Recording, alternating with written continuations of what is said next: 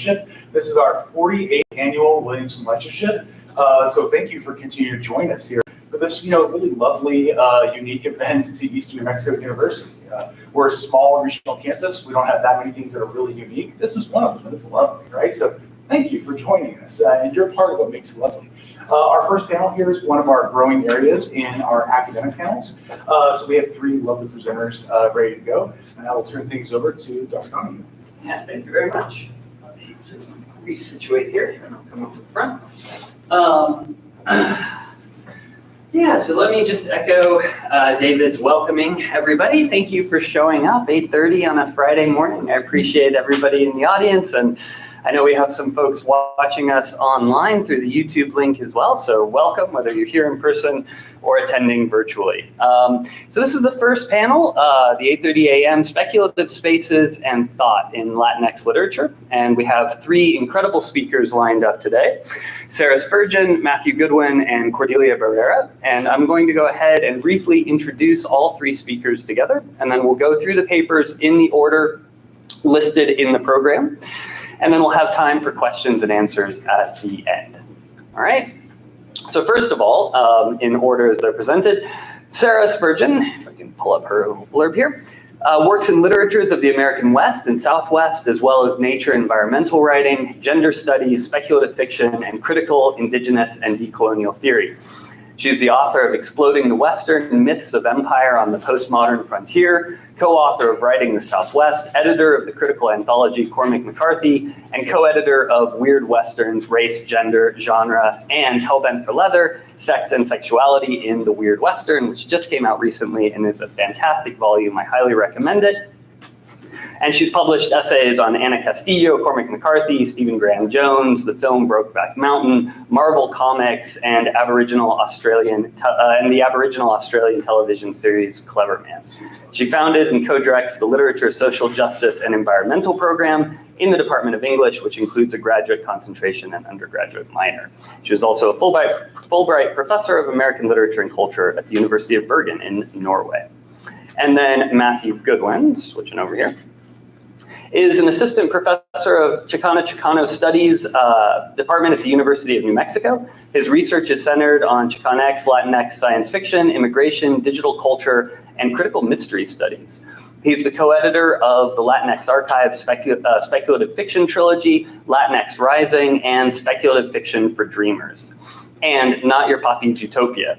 His study, The Latinx Files, Race, Migration, and Space Aliens, examines the Latinx space alien through the framework of the multitude rather than through the traditional framework of the other.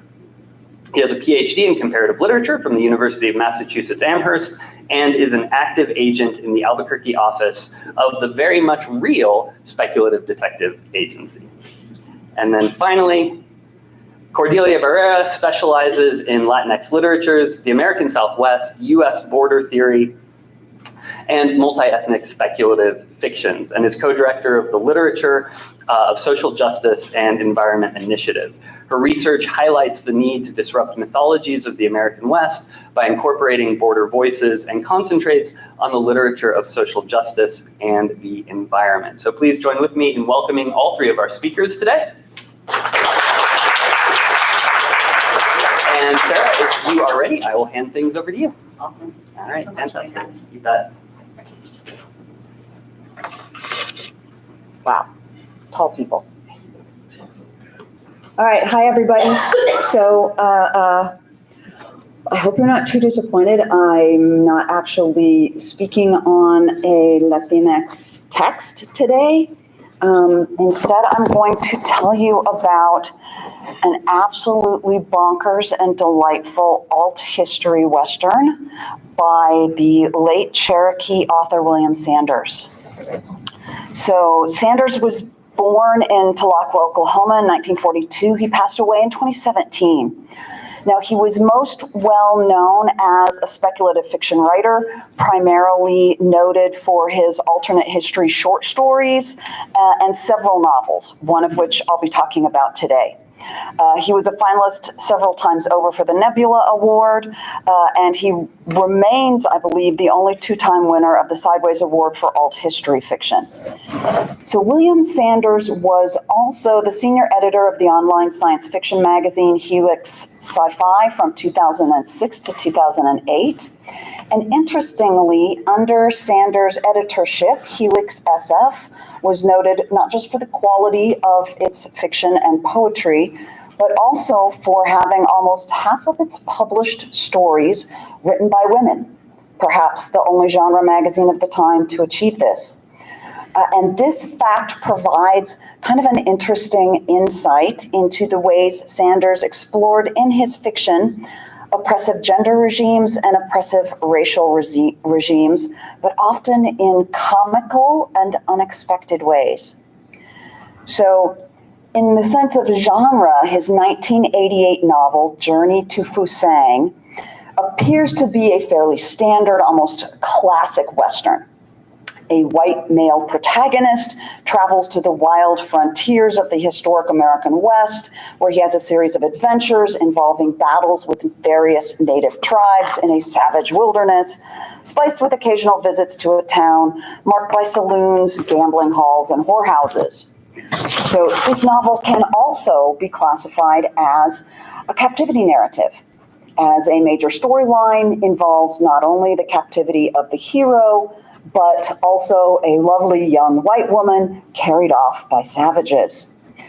But with its comically bumbling white male protagonist and its subversively trickster-like critiques of slavery, colonialism, and patriarchy, this novel functions sort of in the opposite manner of a standard Western.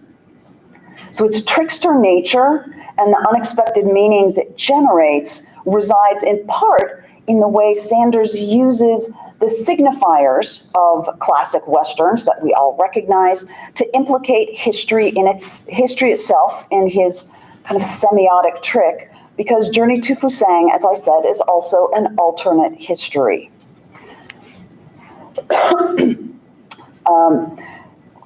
Of course, by presenting a version of the past in which some historical event yields an outcome other than what we know, alternate histories also therefore create alternate futures past that point in time, thereby implicitly or explicitly creating alternative versions of our present moment and our possible futures. They often perform a kind of decolonizing function by subverting the presumed naturalness or inevitability at the heart of colonialist histories of the sort frequently found in Westerns. So Sanders establishes the basis of his alternative version of history in a prologue that includes an excerpt from a fictional text authored by a fictional Arab scholar and historian called Hamza ibn Rashid. This is a figure likely inspired by the historical Ibn Rushd, sometimes referred to as Averroes in his native Andalusia. And I should mention here that in addition to novels and short fiction, William Sanders also published a standard mainstream history text in 2003 called Conquest, Hernando de Soto and the Indians, 1539 to 1543. So the historical Ibn Rushd, the actual 12th century Moorish scholar from Spain, wrote extensively on Islamic and Aristotelian philosophy. The excerpt from the fictional Ibn Rashid that opens this novel explains that in the Mongols' 13th century invasion of Europe, as happens in our real world, instead of turning back at the borders of Austria, as they do in our timeline, a decision still not fully understood by historians, Mongol armies instead overrun nearly all of Western Europe, leveling its great cities before drifting back to Asia, quote, after little more than a century of occupation. Their departure results in a new dark age, darker than that which had followed the fall of Rome. And even as the invaders withdrew, Ibn Rashid continues, there came the plague to further depopulate and demoralize the Christian world. Now, nearly 400 years later, in the 1700s, when the present of the novel begins, Europe is still a fragmented, economically depressed backwater, while the Chinese and Moors have, quote, explored whole continents beyond the sea, Ibn Rashid writes. Some have speculated that had the Mongols been turned back in time, history might have proceeded differently, that it might have been Venetians or Franks or even Spaniards or Englishmen who discovered and explored the New World.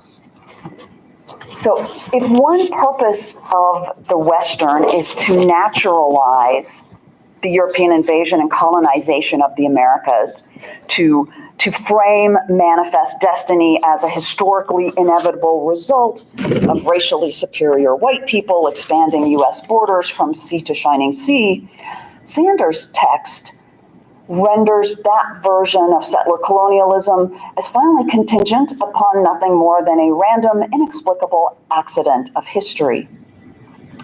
Now, while the majority of Sanders' protagonists in his works of fiction are indigenous, almost always Cherokee, the first-person narrator of Journey to Fusang is unusually not Native American, but a young Irish gambler, con artist, and petty thief named Finn.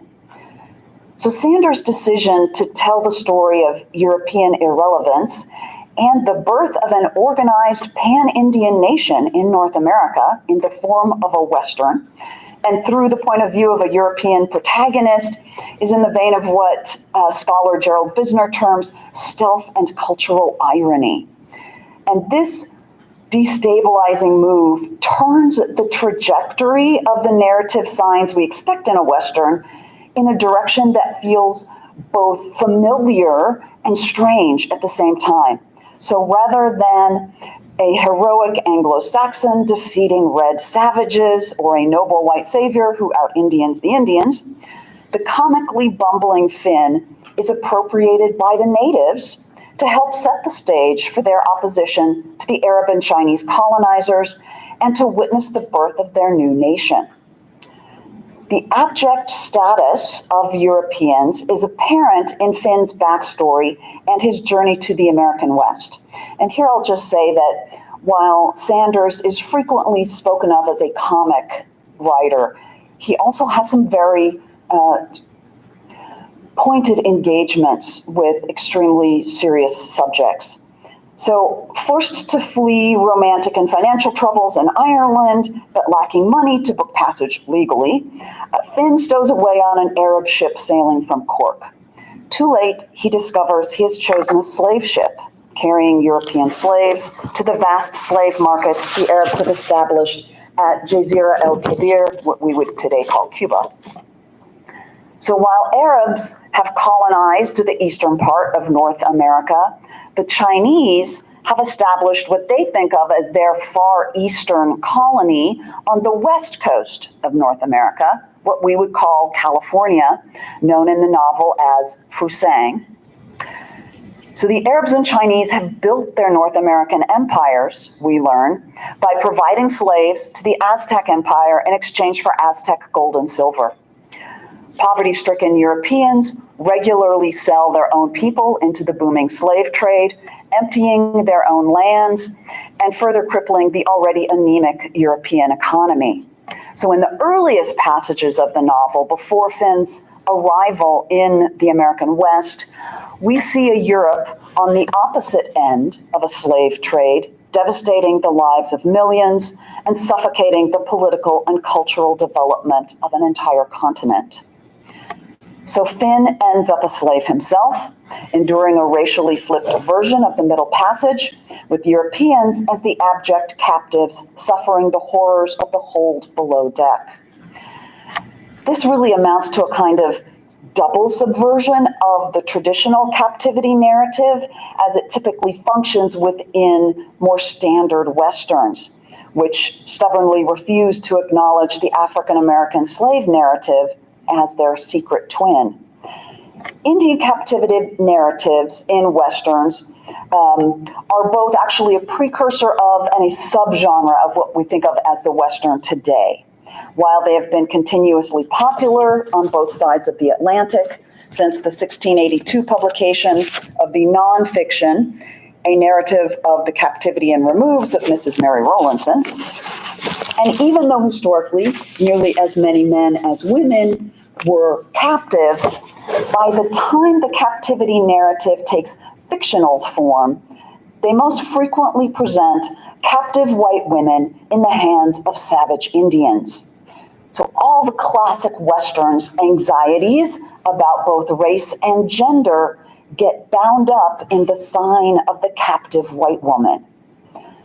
But to retain the myth of injured white innocence the captive white woman represents, typical captivity Westerns have to work to render invisible the historical reality of the flood of captive black bodies pouring out of slave ships, beginning with the arrival of the first enslaved Africans in what is now Virginia in 1619, as well as the even longer history of captured and enslaved Native Americans, hundreds of thousands of whom were kidnapped and sold in Europe or carried off to plantations in the Caribbean. So Western captivity narratives require a captive white and ideally female body as a narrative sign in order to generate meaning.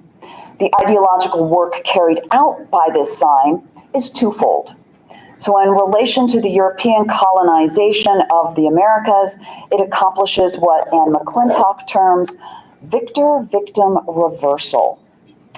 But it also works to cover over the violence enacted by white patriarchy on the bodies of all women, even white ones, via the distinctly raced and gendered roles of helpless captive, vicious captor, and heroic rescuer, familiar to all of us from countless Westerns on page and screen. Now, in Journey to Fusang, the beautiful captive white woman, Maeve, is raped back in Ireland during a Viking raid on her town. No longer a virgin and therefore worthless in terms of marriage, Maeve is sold into slavery by her own family. She winds up in a slave market in the city we would call New Orleans, where the newly escaped Finn falls madly in love with her flaming red hair, porcelain white skin, and impressively large breasts. He manages to buy her using someone else's money.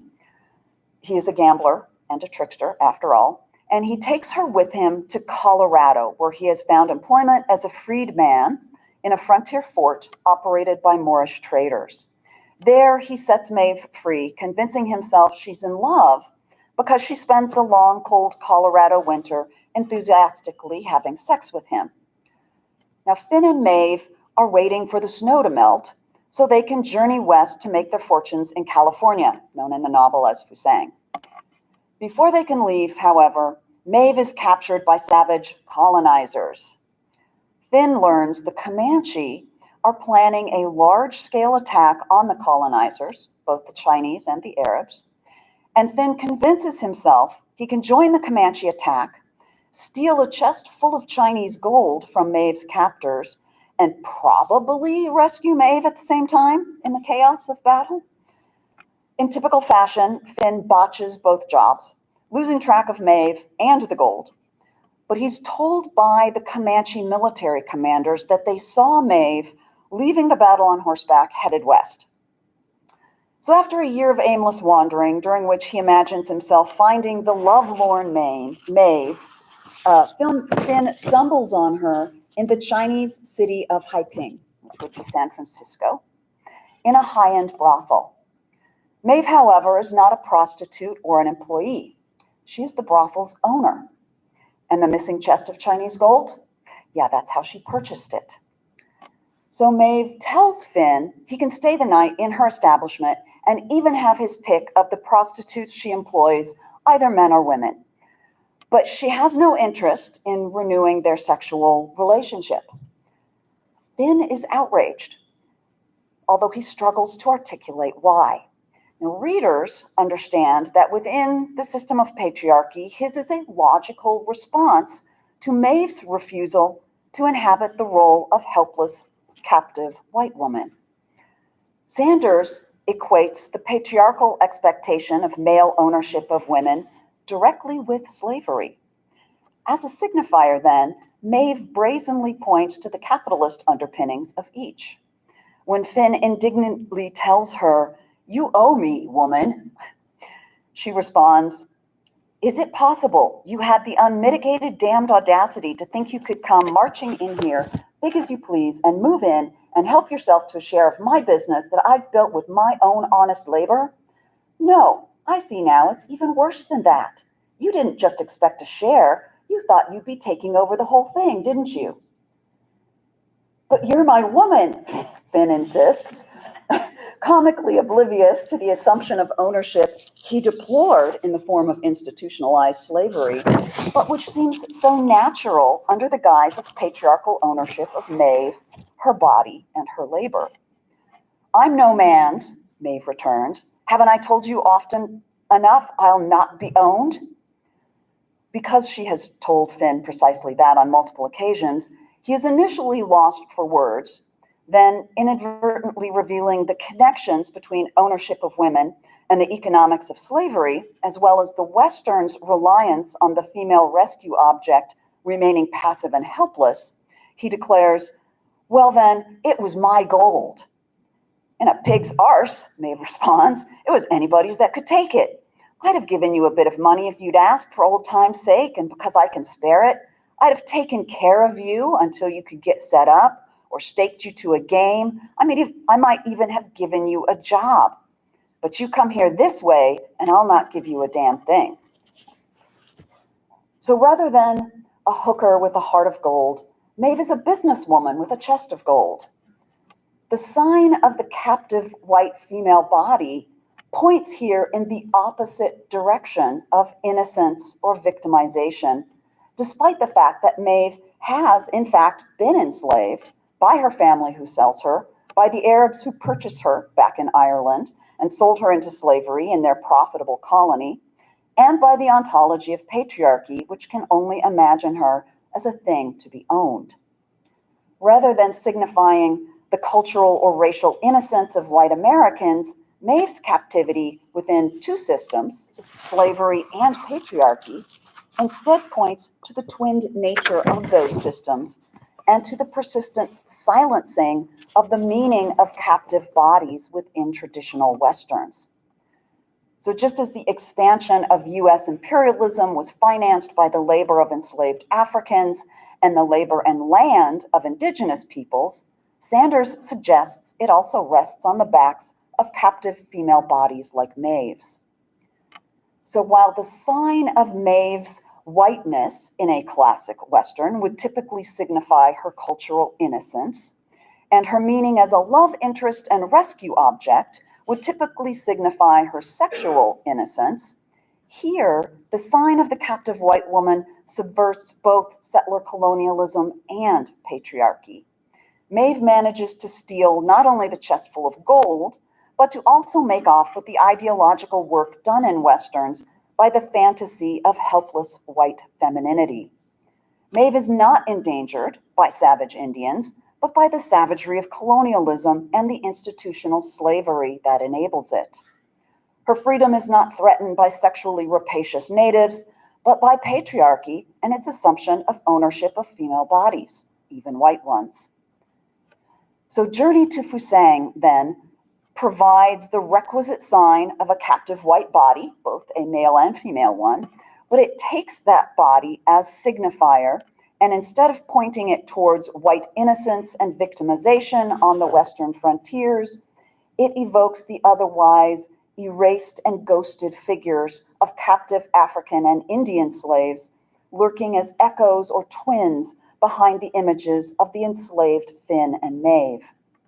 The narrative functions to uncover the figures of enslaved peoples typically hidden behind the sign of the heroic white pioneer searching for freedom that's deployed in more standard Westerns. Instead, enslaved and murdered bodies are tied directly to colonialism and the invasion of indigenous nations.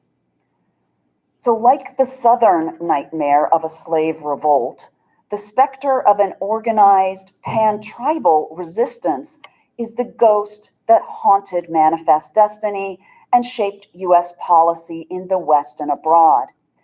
It also lurks in the margins of traditional Westerns, where the sign of Indianness typically signifies that which is primitive, savage, and racially incapable of complex political development or organization.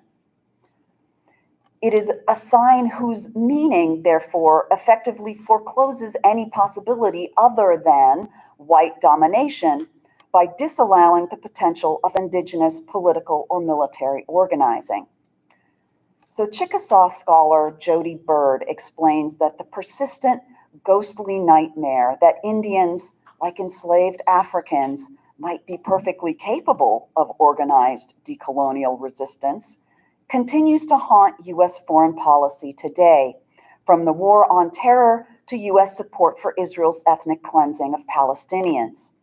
As she and many others point out, it is no coincidence that the U.S. military still refers to enemy-occupied territory as Indian country, or that the code name the Pentagon chose for Osama bin Laden during their hunt for the world's most hated terrorist was Geronimo.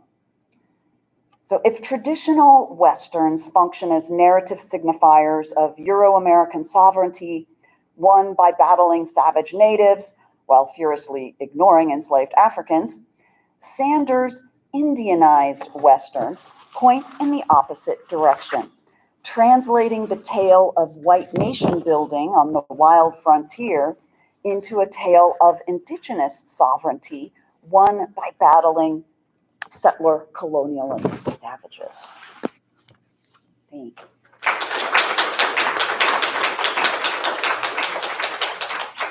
All right, next up we have Matt Goodwin. I will get your PowerPoint set up. Here.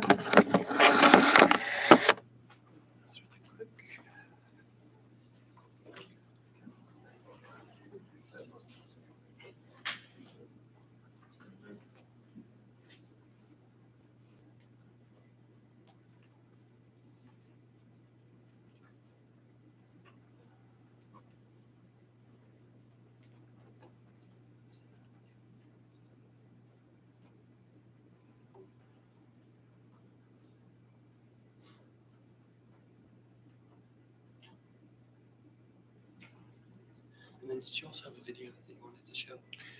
I did, but it's optional. So Okay, we'll just have to go with it. All right, perfect. All right, wonderful. So I'm not sure the best way to advance the slides. Will you be able to kind of look at the screen? Do you want me to sit here and advance slides when you're I can ready? do it like that. Okay. Yeah. You just put it.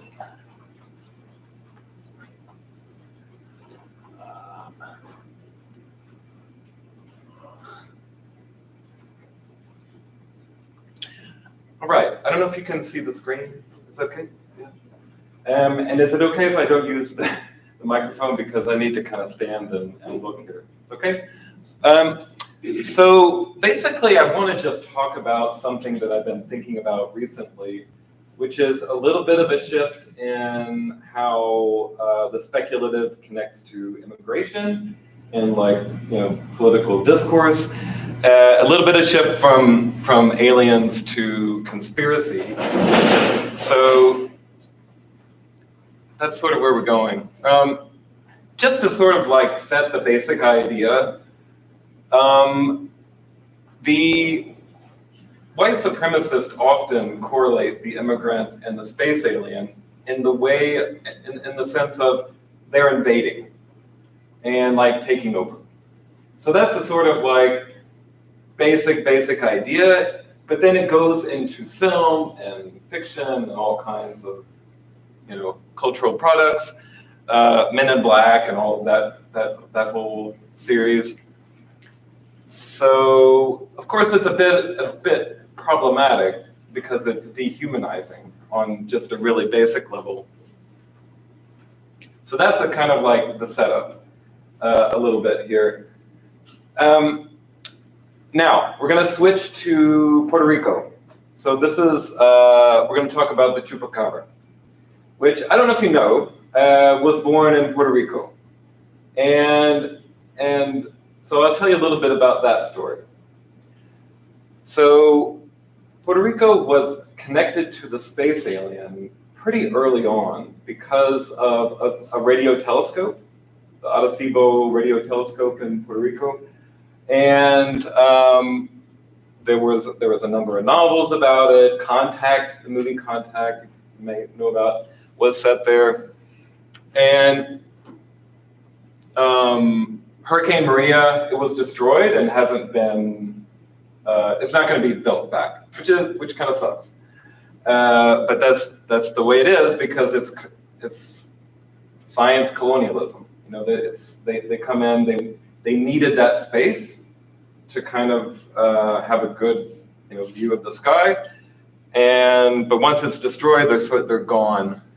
So it was very much iconic. But yeah, that part of Puerto Rico's history is over. Now, a lot of the science fiction would imagine the aliens coming to Puerto Rico because Puerto Rico sent a message into outer space. I don't know if you know about that, but we have been sending messages, not just like television, but sending messages, like in binary code into outer space and trying to like come up with a way of communicating with aliens. So a lot of science fiction imagines the contact in Puerto Rico, which is interesting. So this is the X-Files, Little Green Men, 1994. That same idea, the aliens are contacting us at Puerto Rico. It's pretty bad in the sense of, Mulder comes in and is like, he's desperate to get the evidence. And, one of the Puerto Rican workers is, he's like extremely scared, and Mulder tells him, don't press the buttons, so he treats him like a child. It's pretty awful. Eventually he dies of fright, and Mulder wants to take him back to the FBI headquarters. So it's a pretty awful kind of way of treating the Puerto Rican character there. Species is in 1995. A little bit later. I don't know if you've seen this film. It's pretty crazy. And yeah, the same idea. So the aliens are, coming through Puerto Rico. That's like the portal to, planet Earth. In this case, it's very clear that there's a very gendered, racial element.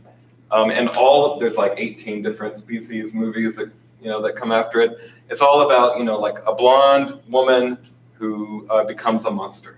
So that has its own problematic as well. And then in 1995 in the summer, finally the chupacabra is born. So up to that point, there had been some, animals being killed, their blood sucked, and nobody knew what it was. Eventually, it was a comedian and a radio show host who coined the term, the chupacabra, the goat sucker of goats. And so the chupacabra has always had that kind of lightness to it. It's always been a little bit of a joke, even in the name itself. So, but one of the initial people who reported on it, Madeline Tolentino, described the chupacabra like this. Now, a lot of people, especially skeptics, will connect, this figure with the spines coming out, and this figure in the face, and the whole. Yeah. So did she make it up? She saw the movie and then made up the chupacabra? Well, of course, that's impossible to tell. No one, that's some, yeah, there's a deep mystery with that. But I don't think it's right to just say that she made it up. That just seems kind of absurd. So it's a mystery. We don't really know what happened. In fact, in some ways, it might be the reverse.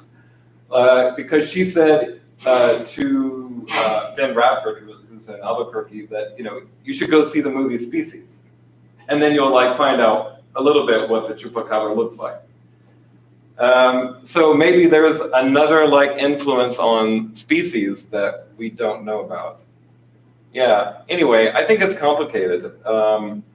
Also, I think science fiction, especially, becomes the way that we see strange things in the world.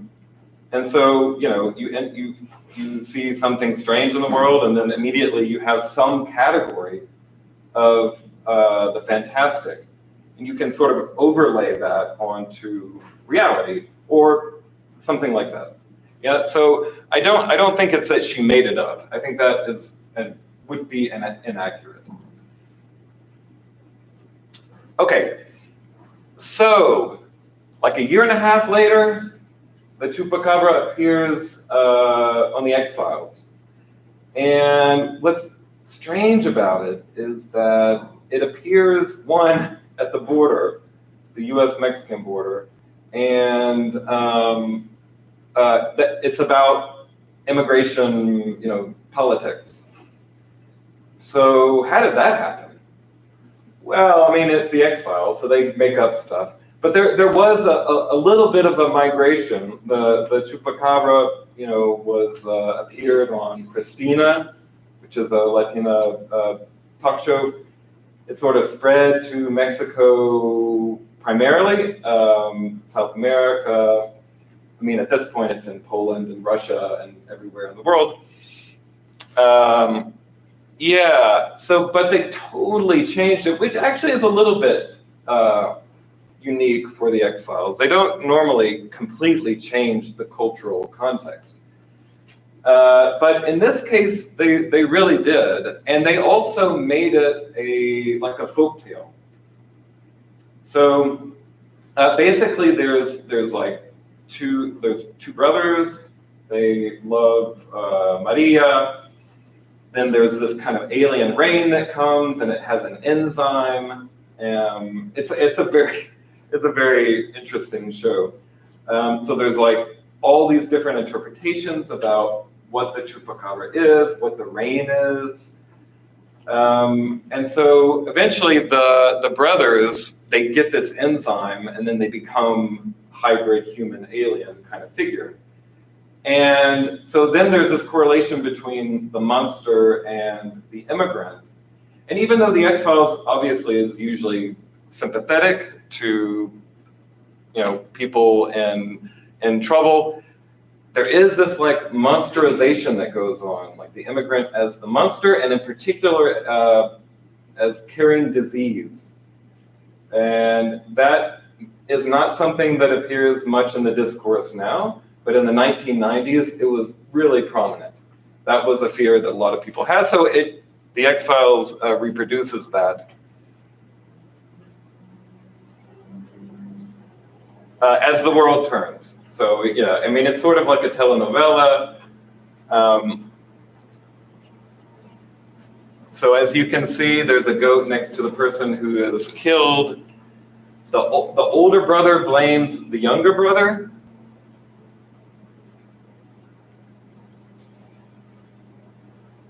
And this is eventually what they look like here. My students think they look like dinosaurs, which I think is an interesting connection.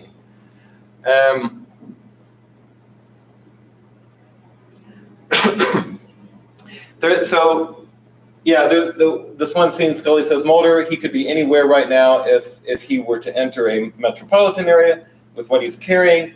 Mulder, he won't.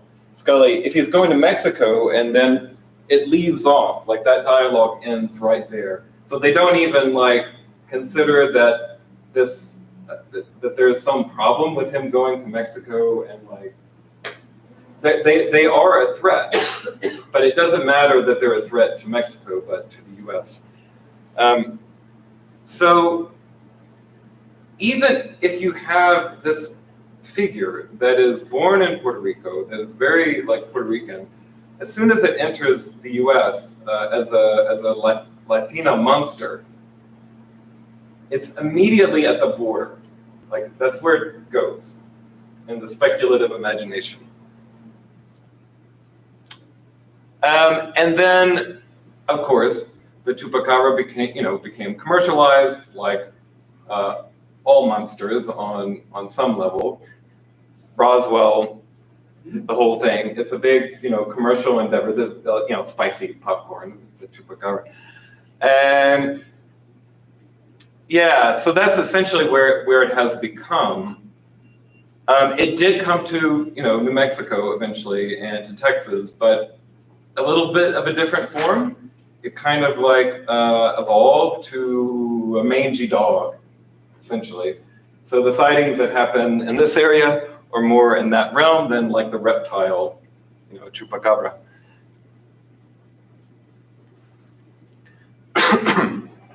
Okay, so there's a lot of different ways to respond to this idea of correlating the immigrant and the invading space alien. There's a lot of different ways, and I'm just going to talk about one very quickly, which is reappropriating this idea of the invading alien. This is an image from Lalo Alcaraz.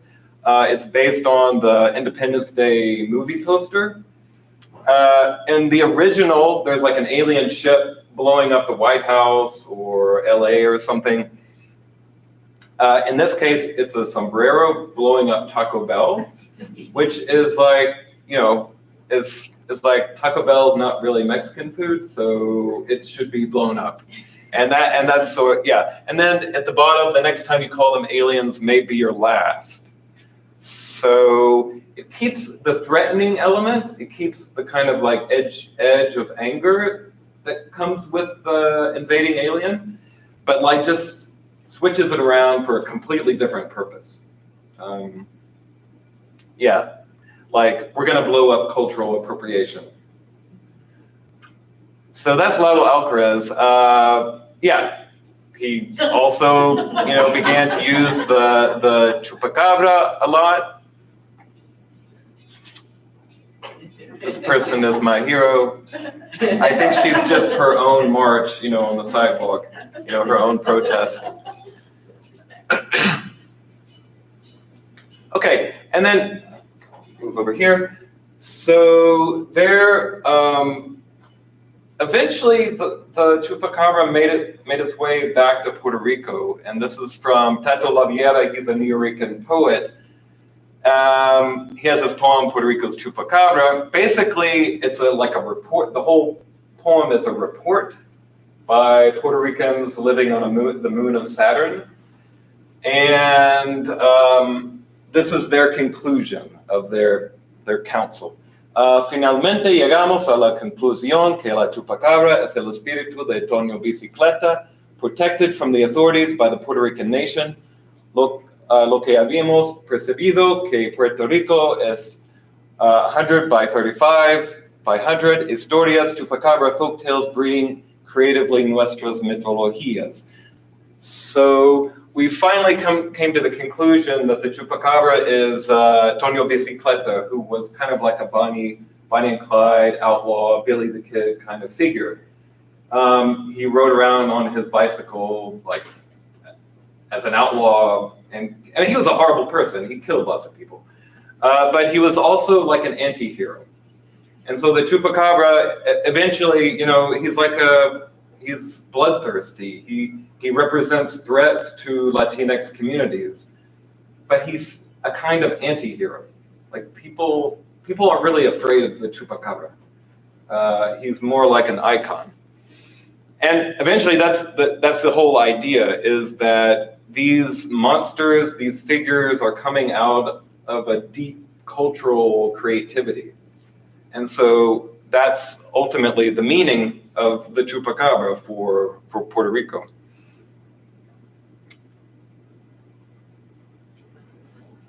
Okay, so that's just a little like view of how the immigrant and the space alien were connected. There's a whole lot to that story. That's just a little bit, but mostly I wanted to point out that even if you have like a Puerto Rican monster, once it enters the U.S., it's immediately like an immigrant. and it ends up at the border. That discourse was so strong that that's how it happened.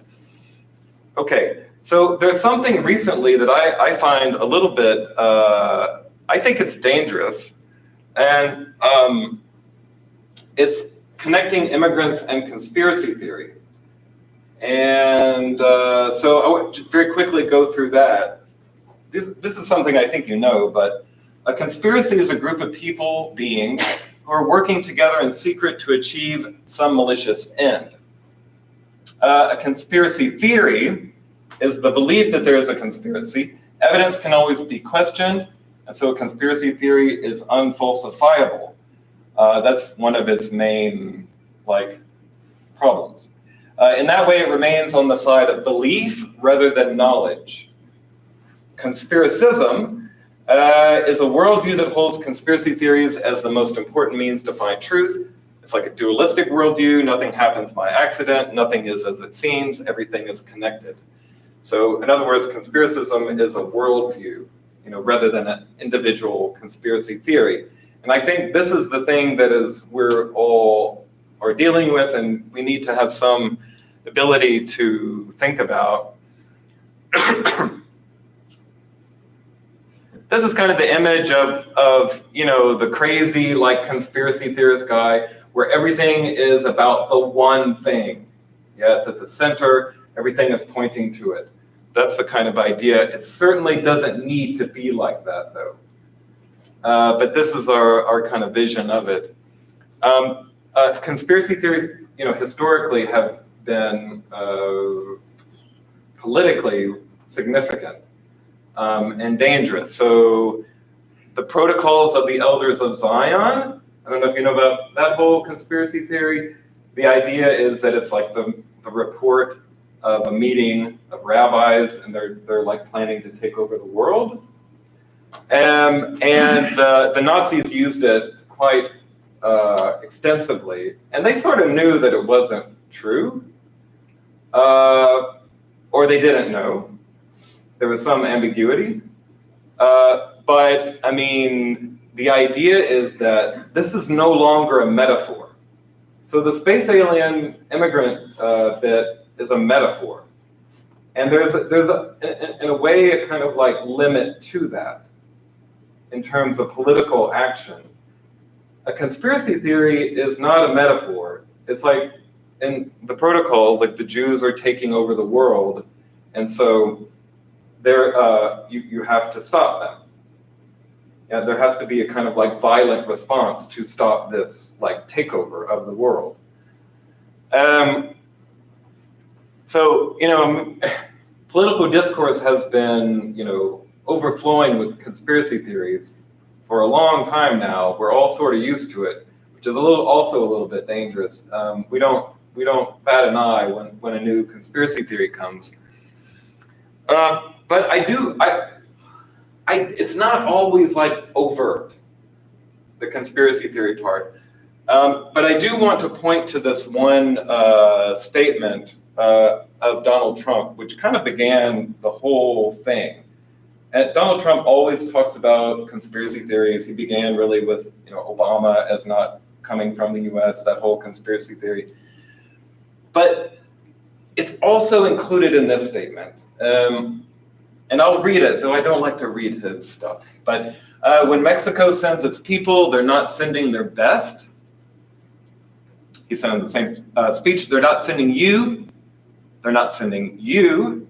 They're sending people that have lots of problems. And they're bringing those problems with us. They're bringing drugs, they're bringing crime, they're rapists, and some, I assume, are good people. So I think most people realize that he's reversing the typical idea about immigration, that of course most people are good and some people are doing the things that he's talking about, bringing crime and drugs. So it's a reversal of the truth. People often also point out this idea that there's an us and them element of this. They're not sending you, which it's not exactly clear, but what you is, but I think more or less people would get the idea, right? So it's separating out us and them very strongly. But the part to me that is interesting and that kind of sets up the whole conspiracy is that first part. When Mexico sends its people, which is a very weird way in some ways to talk about immigration. Also, like, what is he talking about Mexico? Like the nation of Mexico? The government? The people? Who? Like what of Mexico is sending its people? I mean, not even thinking about like that it's, you know, people come to work in the US because employers want workers. So Mexico becomes connected to the white replacement theory, which is another conspiracy theory that, you know, some group, Democrats or Jews or somebody is bringing in immigrants to replace white people. So in a way, it's connecting to that, although on a national level. So Mexico is sending the immigrants to replace you, the white people. So it's a variation on the white replacement theory, which is a conspiracy theory. But it's, yeah, so it helps make sense of a lot of what's going on now in terms of like political rhetoric and immigration. I mean, in a way, it's weird because like the immigrants they're the people with problems. Oh, they have problems. So in a way, they're kind of victims of this. They're kind of pawns, which, you know, in a conspiracy theory model are, you know, like they're not responsible for it. You know, there's a larger entity that is pushing them out. So conspiracism is, as this worldview of conspiracy theory, seeing it everywhere, in my mind is a lot more dangerous because it's not a metaphor anymore. It's like, this is something, a real political like situation that is, the nation needs to respond to it. And so I think that that's in many ways how it began. So there has been a shift of thinking about the immigrant as a space alien to being a pawn in the conspiracy theory of white replacement, and Mexico as kind of like the key to that. And very quickly, I'll end with, I do think that the conspiracy theory board can be reappropriated. And in many ways, we're just kind of beginning that part. But with my students, for example, I kind of get them to do a conspiracy theory board about their research, which is kind of nice because it's like mind mapping, basically. But also a conspiracy theory board is always incomplete. So it also gets to think about like the periphery of their research. Like what have they not brought into their thinking? Also, conspiracy theory boards are kind of inherently like, you know, you're connecting things. And you can think about how things are connected. And you can make them as complex as you want. They're essentially intersectional. There are intersecting lines. And so you can begin to think about race, gender, sexuality, nationality, all in one conspiracy board. So yeah, there's a lot of other ways that it can be reappropriated that we're thinking about, and I should probably stop. Yeah. Okay, thank you. All right, thank you so much.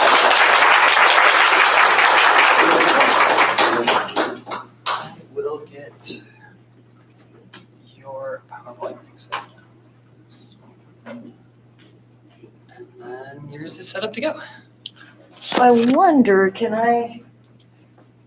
Whatever's the best setup for you, I guess. let's just, yeah, it is hard to see. It is a little, yeah. So let me just do this. Sure. And that way I can see it maybe a little better. And can I move like that? Okay, cool. All right, we're going to hope that this kind of works out. I think it will. Good morning, everybody. Thank you for being here. My presentation is titled, what is my presentation titled? From Dystopia to Heterotopia, an Anzalduan reading of Yuri Herrera's Science Preceding the End of the World. This is a truncated version of a larger project in which I develop connections between utopian social dreaming and a borderlands aesthetics as it relates to the work of Gloria Anzaldúa, one of the most important and influential cultural theorists of borderland spaces. I frame my discussion today around Mexican novelist Yuri Herrera's apocalyptic and seemingly dystopic short novel, Science Preceding the End of the World, to discuss Anzalduan aspects of coming to consciousness as they relate to utopian thinking. My discussion centers on ideas of renewal and the transformation of consciousness and world, culminating aspects of borderlands dreaming that relate to a discourse of heterotopia, as theorized by Michel Foucault. At first glance, Signs is a novel about crossing borders and the world of illegal narcotics and the shadowy men who rule that world. At the onset, Micah, our protagonist, a young telephone operator from a small unnamed Mexican town, is charged with carrying 2 secret messages across the border in a quest to locate her brother. But beyond the physical crossing the young protagonist makes from her impoverished village to the, quote, Big Chilango, a slang term for the United States, is a narrative of utopic hope that interweaves the trope of transformation of identity. In the novel, Micah descends into the Mayan underworld to recoup an indigenous history effectively silenced by a modernist colonialist enterprise in which indigenous ways of knowing and living in the world have been buried. Is that moving forward? Cool. All right. Signs begins with a sinkhole, a, quote, perfect circle that periodically swallows a few citizens of Herrera's unnamed city. There's a lot going on in this sparse, strange, and often violent novel. But what's so compelling is the way that Herrera uses apocalyptic tropes to unveil utopic hope and utopic spaces. The sinkhole in the first chapter signals a break in the novel's realism to initiate what Lois Parkinson Zamora discusses as a, quote, mythic mode in terms of conventions associated with biblical apocalypse. But like many contemporary apocalyptic novels, the sinkhole is a trope not associated with God's final judgment, but the nature of finality itself that reflects an archaeology of becoming. When Micah descends into the underworld, she is flayed or skinned. She receives a new name and a new identity. But what is revealed at the end of the novel signifies an apocalypse that is neither static nor conclusive. It's not an end of history. Rather, the novel's end signals a turning point where Micah, again, a colonialized subject, exits a rigid concrete reality in which she has been stripped, again, of that indigenous history and indigenous identity. An Anzalduan reading of Micah's descent evokes her powerful metaphor of entering the serpent's belly, which signifies for Anzaldúa renewal and rebirth. So before we, quote, enter the serpent, I'd like to talk a little bit about el cenote in terms of heterotopia and utopia. Cenotes are natural sinkholes found throughout the Yucatan Peninsula of Mexico. Culturally, they're primordial sites deeply ingrained in the belief systems of the ancient Maya. The underworld in Signs is the location of a cenote, which I argue centers a heterotopic space of indigenous knowledge within the novel. Foucault discusses heterotopia as countersites, spaces of effectively enacted utopia that exist outside of all places. They are, quote, absolutely different from the sites that they reflect and speak about.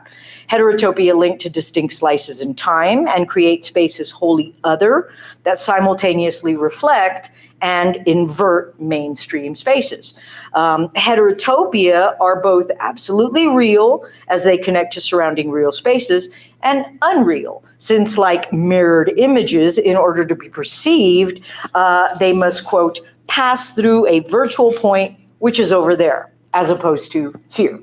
The cenote further invokes euchronia, what some scholars, such as Fatima Viera, call the, quote, good place in the future, end quote, to signal the novel's second rupture with the known world.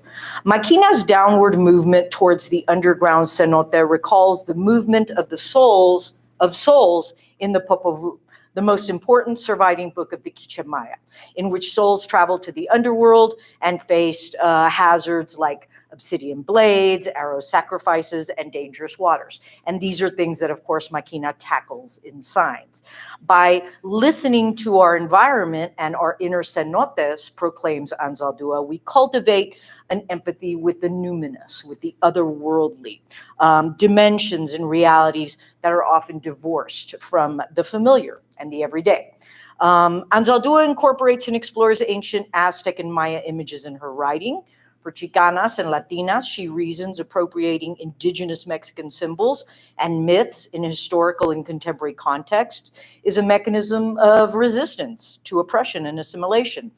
Only when and if we actively look beyond the tangible, there we go, will we discover connections to other realities. This is necessary to draw out institutionalized historical and cultural oppression that has for generations aimed to placate Indians, Mexicanos, Chicanos.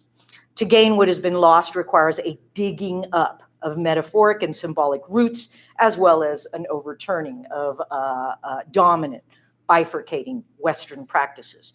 Cenotes reflect indigenous systems of belief, silenced by institutionalized religion.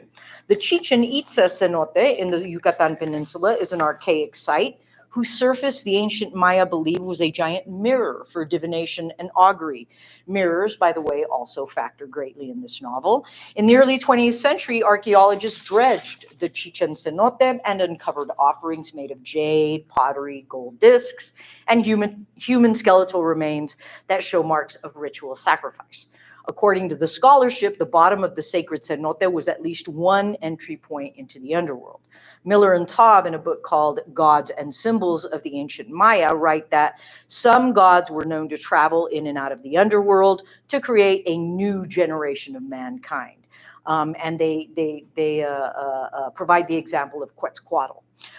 The Mayan underworld, according to some, is comprised of 8 layers. In Signs, Maquina traverses 8 hills before she catches sight of her brother in the United States. There's a lot of water imagery in Signs that evokes ideas central to Mayan conceptions of chaks, or rain gods, associated with the life-giving properties of maize, agriculture, and the symbolic offering of hearts.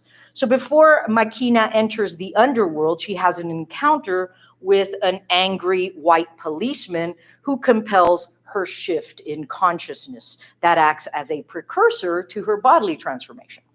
This is Maquina's crucial moment of conocimiento, which means knowledge or consciousness in Spanish. For Anzaldúa, the unearthing of deep and unexplored hidden knowledge within the self is represented by el cenote. Hard-earned conocimientos, or forms of knowledge, expand outward in the world to enact change. Border dwellers who exist in a state of Nepantla, a Nahuatl word that means in between or liminal space, become Nepantleras, or mediators who facilitate passages between worlds. Nepantleras can work to instigate change.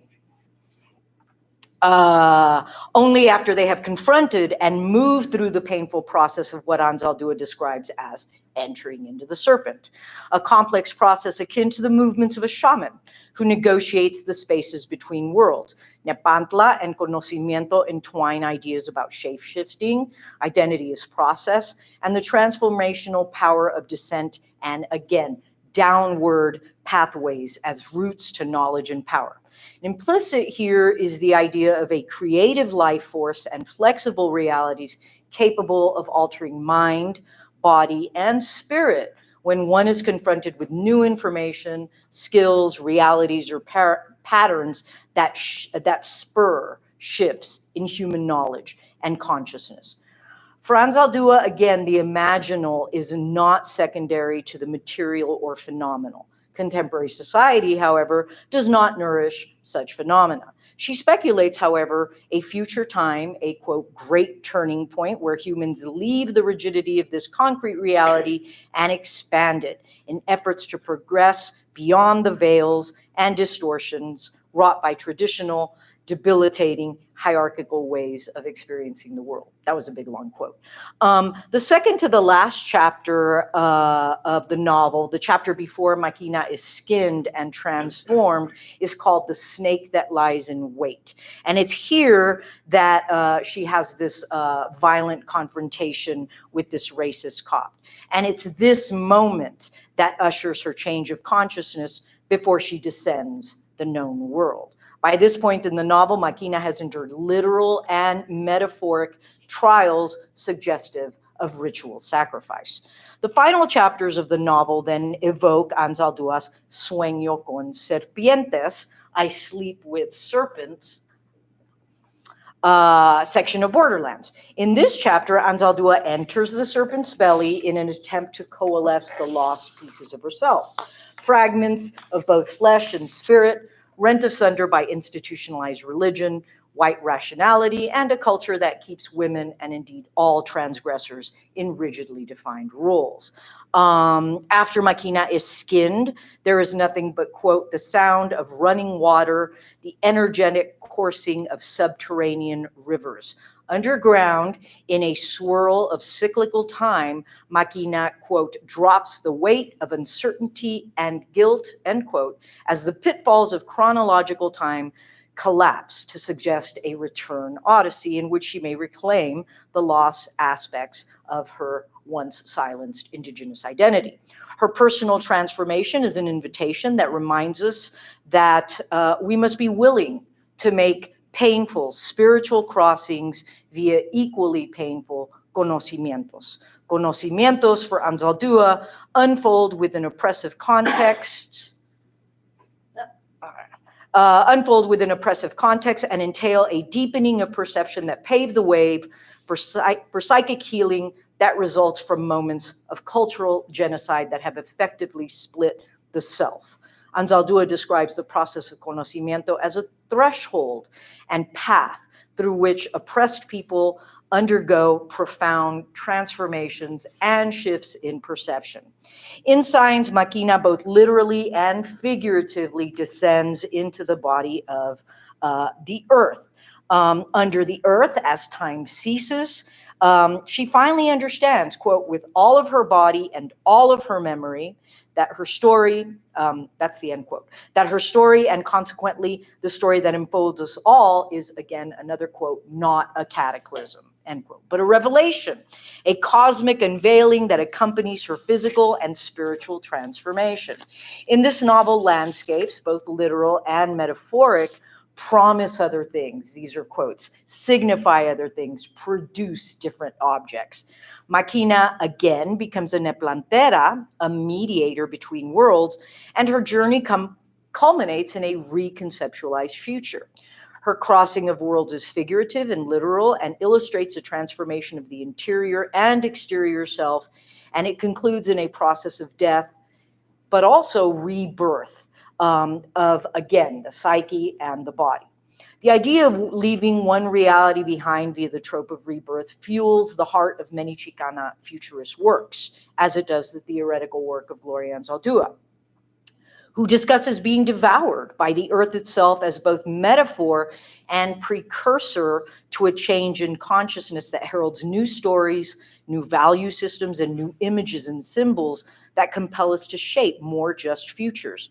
Similarly, utopian scholars like Ruth Levitas have discussed utopia as a process, a kind of architectural mode in which the idea of imagining alternative futures intrinsically engages the, quote, necessary question of what kinds of people are possible and desirable, and how far human nature may be shaped by social and historical circumstances. Apocalyptic impulses help us make sense of dislocating historical events, generally engage moral dimensions, and encompass myths of origin. What more dislocating historical event can we imagine than the otherworldly chaos engendered by the so-called war on drugs along the US-Mexico border, so hauntingly depicted in Signs?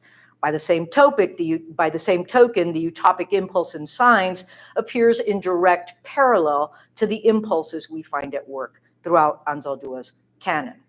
Anzaldúa argues that metaphors are gods. That's a quote. In recovering the old metaphors, the old gods, we nourish them, as do both Anzaldúa and Herrera.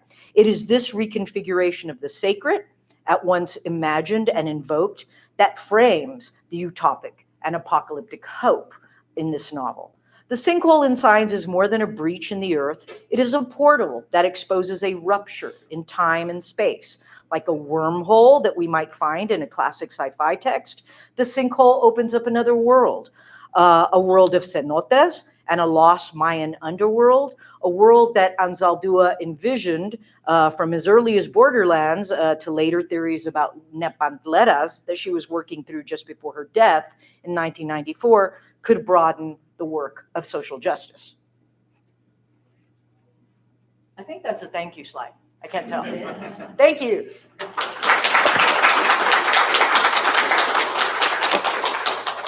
All right, wonderful. Thank you all. Those fantastic papers. We've got about 7-8 minutes for questions. So does anybody have a question for any of our speakers?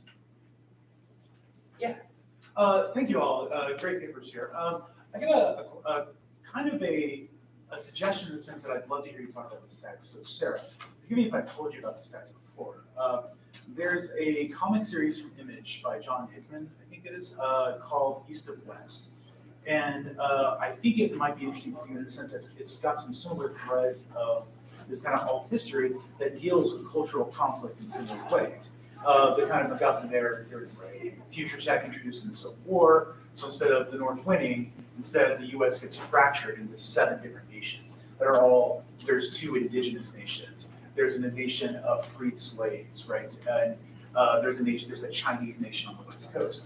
But it deals with some similar threads intermingled with a Western revenge tale overlaid with apocalyptic imagery, right? With the more Western.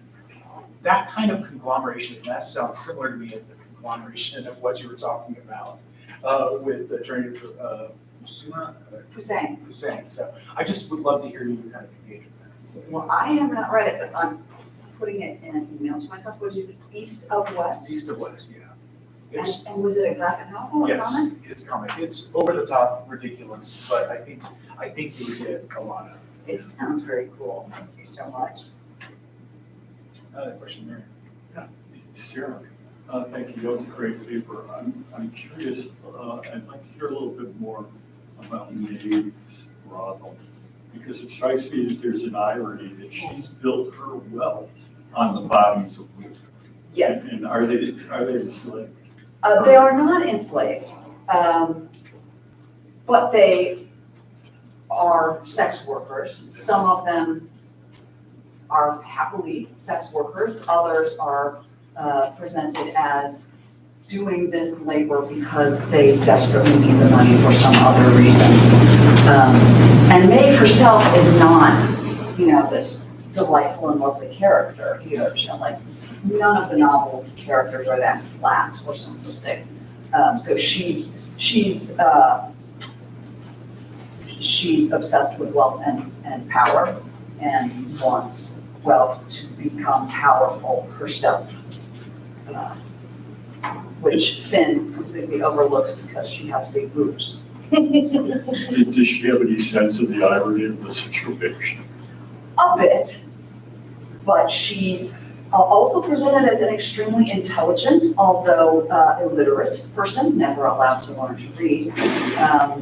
And she sees herself as smart enough to get power and We have a question over there. I had a question for Matthew.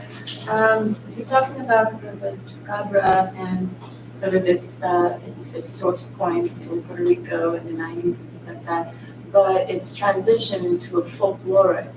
And I was wondering,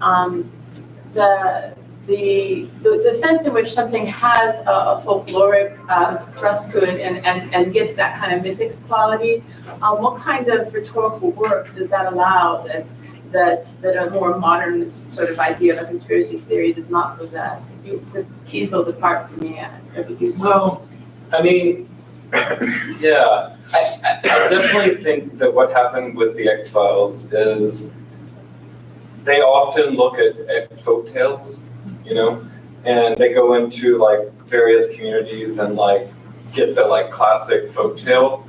And I think it certainly is a way of, you know, relegating that community to the past rather than like a contemporary story or a happening or something that's going on in the present. So yeah, I mean, it is actually really interesting that because that moment, it was born as a folk story, which is odd. Yeah, because normally you would need like the folk telling of the story for a long period of time before it's a folk tale. But it was born within that discourse of folk tales. I mean, this also, I think what happened is, like when it goes to Mexico, I mean, there are like vampiros and like different sorts of monsters that it kind of like connected to a little bit, or it sort of nestled into just like, it's a sort of, you know, Latino monster figure. But yeah, I mean, I often have people tell me that their great-grandmother told them about the chupacabra, which is impossible, you know. But they certainly could have told them about something similar. And yeah, anyway, I like to kind of point out the history of it. I think it's important to know that history of the chupacabra. Yeah, that's one part. So I absolutely think it's a way of relegating a community to like a traditional, you know, temporal moment of the past. You know, it's of the past. Like the creativity is about folk tales rather than something that can happen now, which certainly is what happened in Puerto Rico. There's a lot that went on. And I do think it's important that a comedian came up with the term, you know, the kind of like looseness of it, like playing with the language, which, yeah, has nothing to do with folktales. There's plenty of folktales, but that's just not one of them. Yeah. I don't know if I got all of the question. Thank you. The idea of relegating it to the past, Yeah. and sort of, I don't know, disempowering it and empowering it at the same time. Yeah. That makes sense. Well, folks, we are pretty much at time, and we need to get set up for the next event. So once again, please join with me in thanking our three fantastic panelists.